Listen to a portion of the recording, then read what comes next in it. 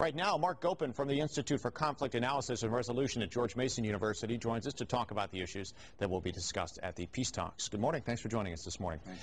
First of all, in the interest of full disclosure, according to your website, you are Jewish, correct? Yes. Not that it would impact your analysis at any point, but we want to talk about what may happen now.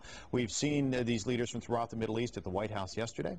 Today, the Secretary of State will get a chance to talk with the folks we just talked about. We've been down this road before. We've seen this happen. Why might this time be any different? Well, there are some vast improvements in terms of the potential of this relationship now, because Prime Minister Abu Mazen and his associates have really worked hard for the last 2 years to begin the processes of building a Palestinian state. And there's been a vast improvement in the economy, a vast improvement in the transparency of security services. Just yesterday, after the terrorist attack, it was Fatah and the PA that clamped down everywhere across the West Bank, trying to stop another terrorist incident. So there's a huge amount of cooperation now between Israel and Palestine on a certain level that could suggest a hopeful new relationship, but there's a long road to go. Right. Palestinian leader, though, coming out and saying, unless we make some changes to the settlement issues in the West Bank, we're not going to agree with anything. Is this a more or less a traditional roadblock that we've seen in the past, or is this something that, is it just posturing at this point? What are we looking at? Well, there'll be two things we're looking for. One, we're going to be looking to see to what degree the settlements will pose a roadblock to the continuing negotiations, because there is pressure on Netanyahu to continue the settlement building, and the Palestinians, there's enormous pressure on them to pull out of the negotiations if those settlements continue, because they continue to take pieces of what would be Palestine. And the whole question of the talks is there a Palestine?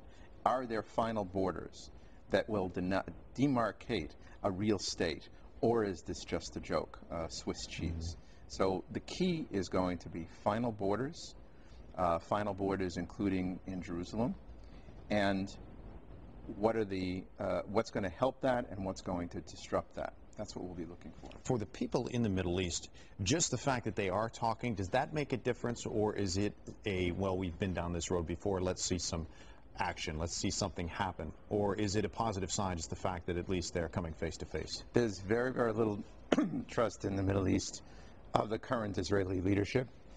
What people will be looking for are real facts on the ground and real evidence of change, or confidence-building measures that may come out of this. And that's where I hope that Mitchell and his team go, which is an immediate sense of improvement in the situation on the ground in terms of security, in terms of honor and respect for both sides, gestures of confidence building that are substantive. I know both President Obama and Secretary of State Clinton have said that they hope that this will lead to a series of discussions, and that with the ideal that within a year some change, some agreement may be made. Are today's talks, last night's talks at the White House, today's talks with the State Department, is this critical of having more talks in the future and being able to continue this process?